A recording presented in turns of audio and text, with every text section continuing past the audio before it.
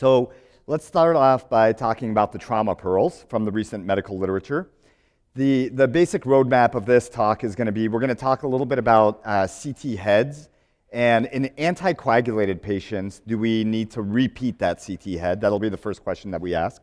Then we're going to move on into some topics related to coagulopathy and trauma, and whether certain blood products should or shouldn't be given in trauma patients, whether we can get better or improved outcomes.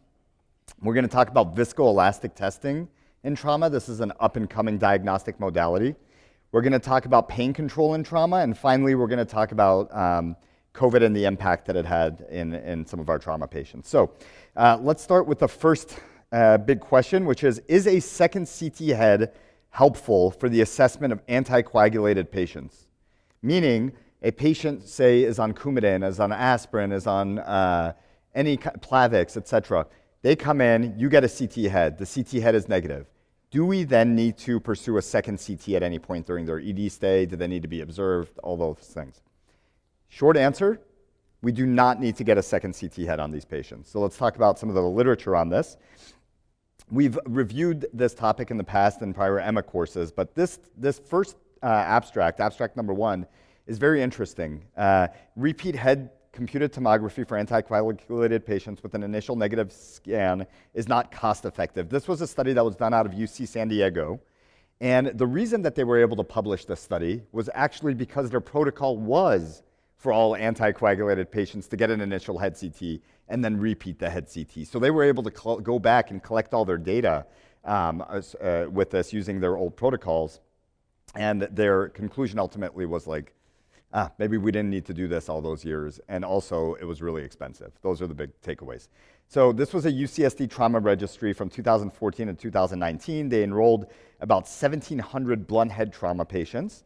All of them got 2 CTs 6 hours apart, assuming that the first CT was negative. They definitely got a second CT, but if it was positive, a lot of times these patients do get repeat CTs. So let me be clear. If somebody has blood on their initial CT and they're anticoagulated, it's generally a good idea to get that second CT. If the initial CT is negative, the question is whether the second CT is negative, and the answer is going to be no. So about 1,400 of those patients, 82% of them had an initial head CT that was negative. In the ones that got the second, all the ones that got the second head CT, there was only 12 out of those 1,400 patients that had positive second scans. That's 0.9%, about 1% of all patients that got repeat CTs actually had a positive scan. So why are we saying it doesn't matter? The reason we're saying that is, of all of those patients, there was no neurosurgical intervention, there was no increase in ICPs, intracranial pressures, and there was no change in neurostatus or mental status in any of these patients.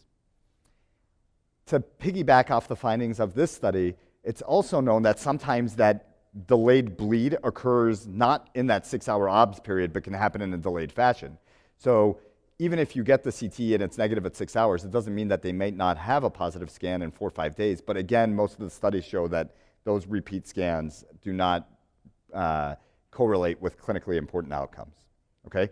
So they also looked at cost analysis, and they found that there was $1 million of extra cost in doing these additional head CT scans that could have been avoided. That's not including the extra time that was used for observation and that kind of thing. So let me just wrap this up into a clinical sort of way.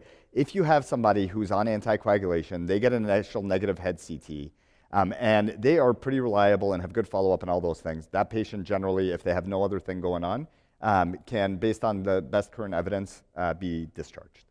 Okay, assuming they have good follow-up and all that kind of stuff. If I give you an example of somebody who is anticoagulated, they have an initial negative head CT scan, but you're walking them and they're sort of unstable and they're a fall risk and they live alone and they're continuing to be anticoagulated, that's a patient I might take a different approach on. Because maybe the reason that they came into your ED was because they live alone and they're unsteady gait or they're drinking and all that kind of stuff. So you just got to take these case by case, but en masse, the general recommendation is you don't need to get a delayed second scan on people with good follow-up. The second study, we don't need to go into great detail. It's another single center study from Michigan that looks at the incidence of traumatic delayed intracranial hemorrhage among patients using direct oral anticoagulants. We have a lot of papers looking at Coumadin, Plavix, things like that, single center studies that are very similar to this one. All of them basically show the same thing. The incidence is very low, and that the clinically important relevance of like even the positive delayed CTs is usually not clinically relevant. Okay. So we've tackled the head CT question. Let's move on to the next big question, and this is a big topic, so we're going to spend a little bit more time here. The question is, what is the latest on fluid and blood product resuscitation and trauma? So let's talk a little bit about the concept first, and then we'll break down the studies. What most of these studies are going to be looking at is this concept of coagulopathy and trauma. There's a concept called trauma-induced coagulopathy, TIC. And what it is somebody who's sustained a severe trauma, they're at risk from decompensating from their injuries. They're also at risk for decompensating because of this coagulopathy that tends to develop in a significant subset of severely injured trauma patients. And so you develop this sort of cycle of coagulopathy. It's the reason that we warm patients, because keeping them cold can then make them more coagulopathic. It's also the reason that there's a lot of the trauma literature where we avoid giving too much crystalloid fluids, because it starts to dilute their coagulation factors and instead of giving blood, and then they can have higher risk of developing coagulopathy. Those are some of the reasons. And so we're going to talk a lot about the different sort of fluid types and what type of blood to give and all that kind of stuff. We're also going to talk about hypertonic saline in head injured patients. How many of you are given hypertonic saline for your severe brain injuries right now? Not too many. Okay. So it used to be that for severe head injured patients, we would either give mannitol or hypertonic, but let's talk about hypertonic first. That'll be the first fluid that we dive into. So abstract number 3 is the COBE study. It's called the effect of continuous infusion of hypertonic saline versus standard care on 6-month neurologic outcomes in patients with traumatic brain injury, the COBE randomized controlled trial. And so a little background on this, there was some either no evidence or weak evidence that hypertonic saline would be able to help decrease the brain edema in somebody who's had significant trauma to their brain with a head bleed and that kind of thing. And the idea in giving hypertonic saline or mannitol was to help reduce that edema to prevent their ICPs from going up. But in study, we give it very frequently in our ED. If we have somebody that is coming in with like a GCS of 3, 4, and they've had bad brain injury and they're on their way to CT, a lot of times we'll just hang the hypertonic saline on the way to CAT scan, or if they've been known to have bleeding. But the question is, where is the evidence on this? And this is one of the first big randomized controlled trials looking at this question. This was a 2.5-year French multi-center RCT in 9 ICUs. They enrolled 370 patients with traumatic brain injury and a GCS less than 13, so real kind of significant TBIs, and an abnormal CT head with brain bleed. And they randomized the patients into getting 20% hypertonic saline drips versus getting a control. And then they looked at favorable neurologic outcome as their primary outcome at 6 months. What they found, unfortunately, was that there was not a whole lot of benefit. No change in neuro outcomes, no change in intracranial hemorrhage or 6-month mortality. Really none of the major outcomes, primary or secondary, that they looked at really had anything in there. In terms of the guidelines, the American Association of Neurosurgeons 2016, I'm just going to read them to you. They have a severe traumatic brain injury guideline. This is what their guidelines say. While there is an increased use of hypertonic saline as a hyperosmotic agent, there is insufficient evidence available from comparative studies to support a formal recommendation. It continues to be recommended in a lot of the trauma west and east. If you're ever looking for really like sort of the big trauma guidelines, there's the west group and there is the east group, the west side and the east side of trauma, and they are sort of like the preemptive voices in trauma care. And we continue to advocate for hypertonic saline. And in traumatic brain injury patients, what I would advocate for is making sure that we're getting them to the OR right away, that they're getting decompressed at a timely way, and if they're anticoagulated, that we're reversing their anticoagulation to the best of our ability. Hypertonic saline, although theoretically has a good rationale for its use, it hasn't borne out in the studies yet. And I'll tell you, in a lot of the level 1 trauma centers, they're still using it. It's just good to know what the evidence in the literature behind it is. Okay? I wouldn't prioritize it over other life-saving interventions. Next up, abstracts number 4 abstract number 5, and abstract number 6, and abstract number 7. The next 4 abstracts, we're going to talk about blood component therapy in the setting of a severely injured trauma patient. What is blood component therapy? Why does it matter? So if you get somebody coming in with a stab wound to the abdomen or a bad multi-system blunt trauma, and they've lost a lot of blood, their hemoglobin is 7, they're hypotensive, we're giving blood back, right? The question is, in what form are we going to give that blood back that is the best possible, that will result in the best possible outcome for the patient? Traditionally, we've been giving packed red blood cells, PRBCs, right? That's what a lot of places have, packed red blood cells. If you're lucky, you end up having the O negative or the O positive ready to go, and you don't even have to type and cross-match or any of that. But if you don't have that, oftentimes we have to type and screen and do all that. But the question is, should we be giving just PRBCs?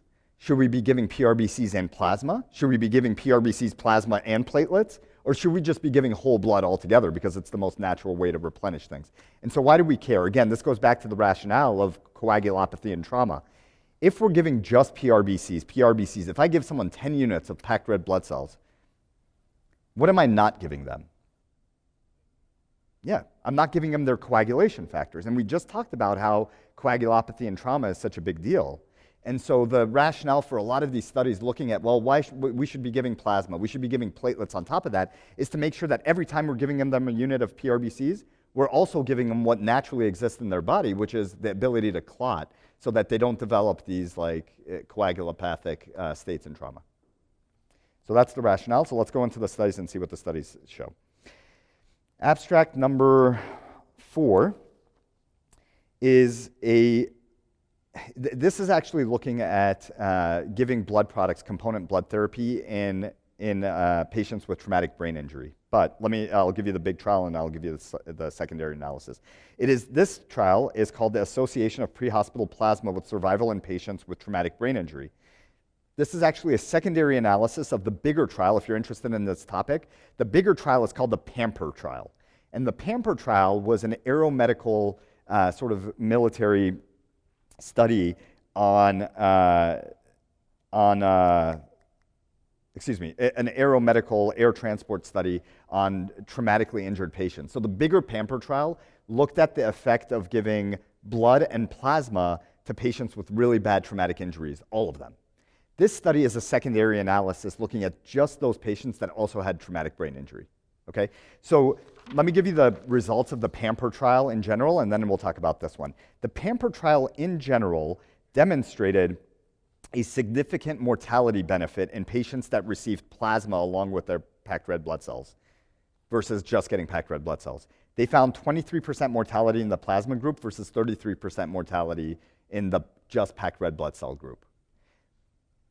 So, can we extrapolate that data into traumatic brain injuries? And so this was a secondary analysis. They had about 500 patients enrolled in the bigger PAMPER trial, and all of these patients had low blood pressure and or tachycardia and were hypotensive, sicker trauma patients. They found a subset, about 166, that also had traumatic brain injury. They either randomized them to getting plasma or no plasma, and they looked at 30-day mortality in these patients. And it turned out that in the secondary subgroup analysis, that the 30-day mortality was lower in the plasma group with a hazard ratio of 0.55.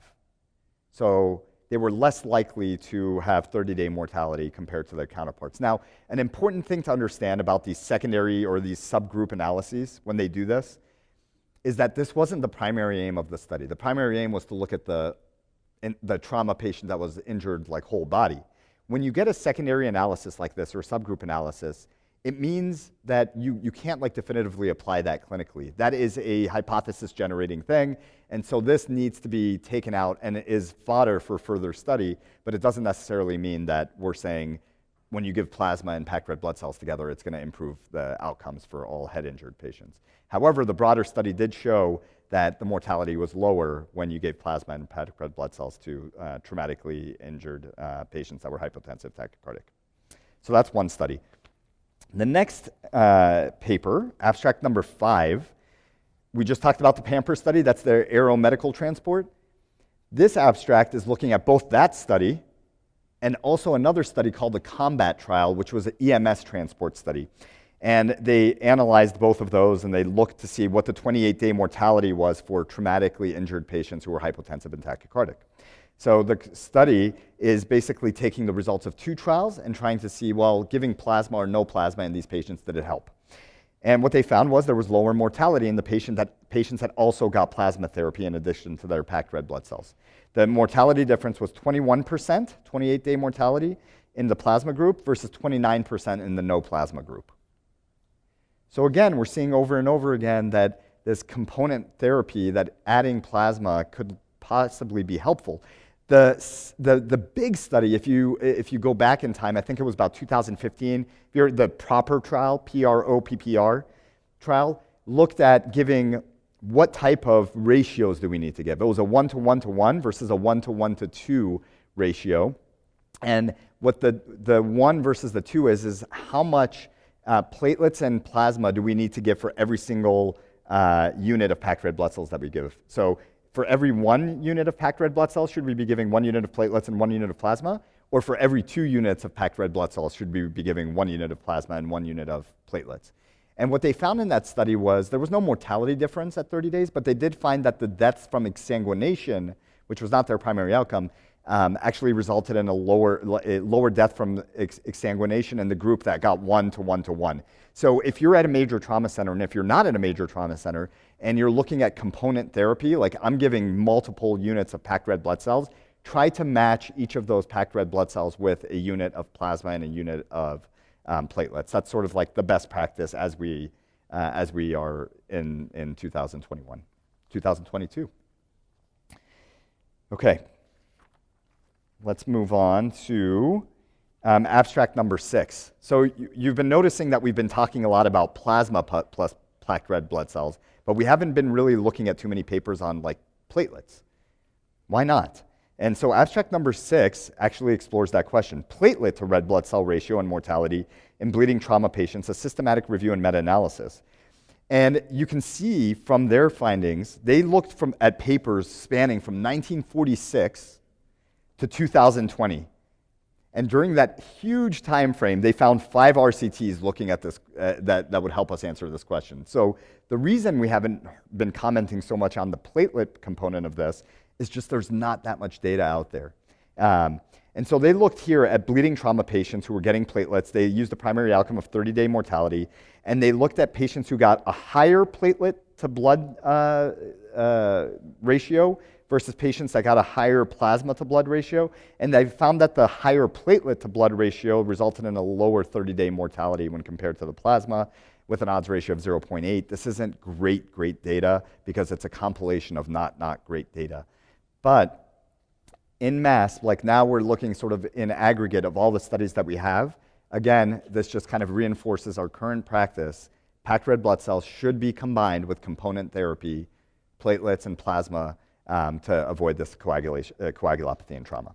Okay, so the last abstract, abstract number 7, is saying, well, why are we even messing around with like giving a PRBC and then having to go like find the thawed FFP and then finding platelets and then giving it all in 3 separate components? Why not just give whole blood? And the military is doing this. It's just logistically a lot easier to carry whole blood than to like try to give component therapy. But if we're still worried about this coagulopathy, why not just give it in the whole blood form? That would be the simplest way. Unfortunately, we don't have a lot of data on this, but this abstract number 7 is a systematic review and meta-analysis looking at whole blood transfusion versus component therapy and trauma resuscitation. They looked at 12 different studies, one of which was an RCT. So again, not great data. 1 out of the 12 studies was an RCT. 1 was a prospective observational, and then we had 10 chart reviews. So not going off great data, but they were able to identify about 8,000 patients. And in those 8,000 patients, there was no evidence of change in 24-hour mortality, no change in 30-day mortality. So we do need more practice, more data in here. I'm hoping we get more data from the military, and we'll probably get some more data on this in some form from the trauma centers. But again, the current practice supports, based on the evidence, the 1:1:1 and not yet whole blood. All right, that's a lot of blood talk in trauma. So let's shift to abstract number 8, which we're going to shift away from talking about blood for a moment, and we're going to talk about IV fluids. A lot of places don't have blood in the sort of capacity that a lot of these trauma centers have.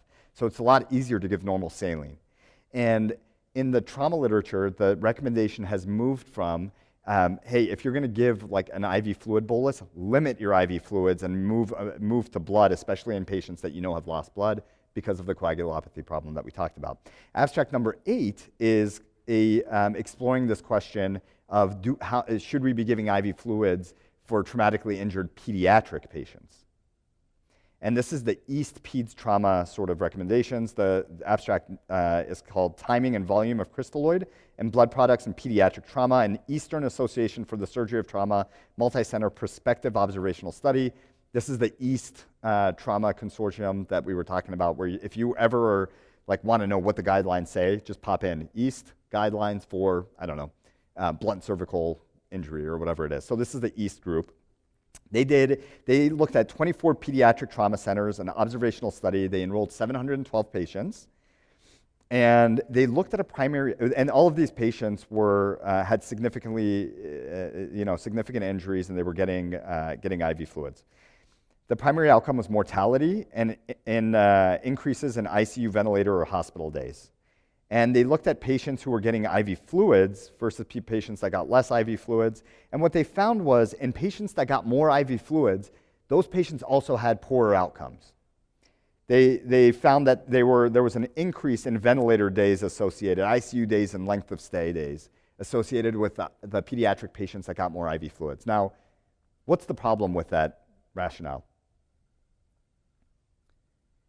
We don't know if it's the chicken or the egg. Were the patients getting more IV fluids because they were really, really sick and hypotensive, so we gave them more and more IV fluids? In which case you would expect that they would have worse outcomes, ICU days, vent days, and whatnot.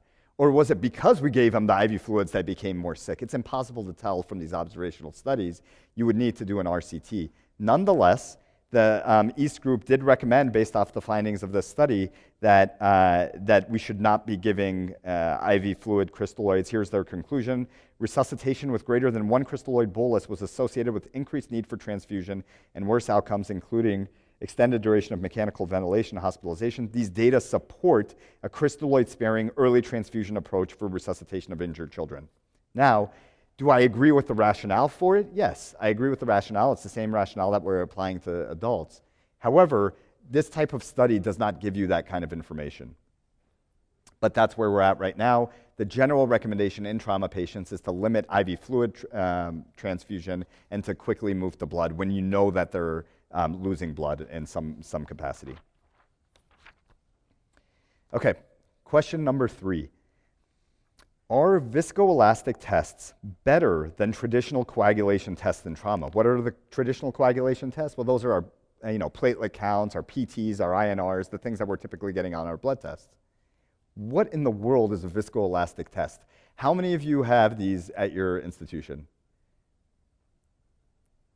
1. We have a total of 1 person, two people that have these viscoelastic tests available. We have them. They sound like wonderful tools. I'm going to describe what they are, and then we're going to talk about the literature behind them. But they're these sort of little bedside point-of-care tests. It's a little analyzer. You drop blood in there, and it has to be calibrated. And it basically, in real time, it spits out sort of a little graph for you in there. And it's supposed to tell you which patients are those patients that we're worried about that are coagulopathic in trauma. Pretty cool, right? If we could tell in real time, there's about 1 out of every 4 badly injured trauma patient ends up having this coagulopathy problem. Wouldn't it be awesome if we could figure out who that 1 out of 4 person was and then tailor our treatment to it? And so in 2016, there was a Cochrane review that looked at this, and based off mostly just observational data, they concluded that these viscoelastic tests in trauma, if we can use them appropriately, may actually decrease mortality in trauma patients and could decrease the need for blood products. Because now we're not just willy-nilly giving all these component therapies, we can actually really tailor our approach to these patients, and wouldn't that be cool? But it hasn't really been studied in big RCTs until now. And so let's talk about the 2 studies that looked at these viscoelastic assays. Abstract number 9, site of care viscoelastic assay in major trauma improves outcomes and is cost neutral compared to standard coagulation tests. This was a positive study. This was a UK single center observational prospective trial, a before and after. So they enrolled 300 major trauma patients, and they kind of like looked at the outcomes before they started using these viscoelastic tests. You'll hear them, there's 2 different major types, TEG and ROTEM. Which one are you guys using at your shop? Don't know. ROTEM, yeah. So depending on your institution, they might have TEG, they might have ROTEM. And it takes experience to be able to read these things. And then they kind of had 126 patients before and then 175 patients after using TEG as their viscoelastic assay. And they looked at the primary outcome of mortality and transfusions. What they found was the mortality before the application of these assays was 25% in these really like high sort of injury severity score patients, but it was only 11% after they started to apply these. So it looks pretty good on first pass. On face, this looks like, hey, these viscoelastic assays might be really helpful. When you deep dive a little bit more and you look at the characteristics of the patients before and after, unfortunately, the pre-group, the group that had higher mortality, also had a higher injury severity score. Also, they were older patients in general and had higher lactates. So they were at baseline sicker.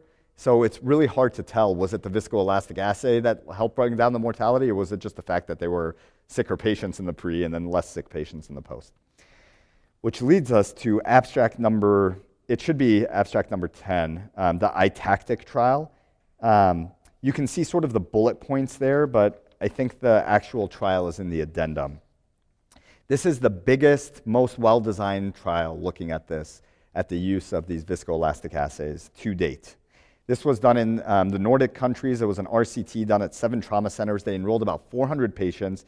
They randomized them to getting viscoelastic assays versus getting traditional, conventional coagulation tests. And they looked at, as a primary outcome, patients that were alive and free of massive transfusions 24-hour post-injury. And they found no difference. They didn't find any difference between this viscoelastic group and the non-viscoelastic group. So now, despite this assay being very promising and a lot of folks like really wanting this thing to be, shown to be beneficial, we don't know what patients, maybe all of these patients that they enrolled, we haven't found the right patient population. So there's probably going to be more study on this. And so to give you an idea of what kind of patients that they enrolled, less than 30% in each group got massive transfusions in this study. So those are probably the patients that we want to study the most. I hope that one day we can find patients that are getting massive transfusion protocols, applying this viscoelastic assay and seeing if it works in those patients. One of the big areas that might be helpful, like I know a lot of trauma centers, they're even looking at, hey, should we give more TXA? So the idea behind TXA, we talked about in the CRASH 2 trial, the idea behind giving TXA in trauma patients is that there's a condition called hyperfibrinolysis. And when these trauma patients get into this hyperfibrinolytic cascade, the idea is that TXA can help break that cascade. And maybe that's the reason why when we give TXA early for bad traumas, we're not identifying only the patients that have hyperfibrinolysis, but we're giving them to all trauma patients. So the idea would be that maybe, like, if we could identify based off these little assays which patients have hyperfibrinolysis, which it can do, then maybe those patients would benefit. So I think we're going to see more and more study on this. I hope that there's some benefit for this because it's point of care, it's dynamic, they could use it in the trauma ICUs, it would be a great tool, but to date, the evidence hasn't borne out in the biggest single RCT on the topic. So I guarantee there will be more to come on this topic. Next big section is what's new in pain management for trauma patients. I'm not going to dive too deep into abstracts number 10, 11, and 12, but I'll give you a broad overview. All of these abstracts, 10, 11, and 12, are looking at a medication called methoxyflurane. And they're comparing it to, in traumatized patients, they're looking at methoxyflurane, sort of like patient self-administered versus Motrin or Motrin or Tylenol or morphine or all these kinds of things. The reason I'm not going to deep dive into this is the FDA, as of 1999, has pulled this drug from the US. It's not even available to us. But I'll tell you all of the studies that are being done out of Australia, the UK, Spain, Italy, they're all pretty promising for these patients, and it kind of gives the patients a little bit of control. So what these studies are showing is that methoxyflurane performs better than some of the traditional pain meds that we're giving, but unfortunately we don't have it. Why don't we have it? Abbott Laboratories pulled it, I think, circa 1999. The reason that they pulled it was that it was associated with nephrotoxicity. The problem is it hasn't been shown to be nephrotoxic in patients that are getting it in intermittent sort of inhalations. And in these studies, that's how they were using it, or in like under 30 minutes of use. It hasn't really been shown to be problematic. So they're using it in Eastern Europe, they're using it in New Zealand, they're using it in a lot of countries where we don't have it, but it's something to keep an eye out on if it does come back to the States. Abstract number 12. Oh no, sorry, abstract number 13. For all you ultrasound junkies out there, this was, I know we were doing a similar study like this in our shop, intercostal liposomal bupivacaine injection for rib fractures, a prospective randomized controlled trial. So the scenario is you get a patient who's coming in, bad car accident, they have multiple rib fractures, and they're in a lot of pain.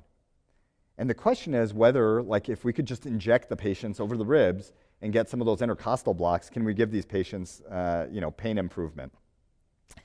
This was a double-blind, placebo-controlled, randomized controlled trial that was looking at ICU patients, and they enrolled 100 patients that had pretty bad chest trauma. These were patients, obviously, who made it to the ICU, so their trauma must have been significant. They also had less than 50% inspiratory capacity.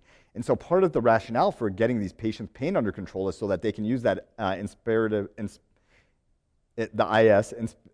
spirometer, so they take that incentive spirometer and that they were able to take big breaths in. So that's why they were studying this, to see, like, could we get their pain under control for them to be able to do this? Unfortunately, the pain scores and breakthrough pain meds at 96 hours didn't pan out.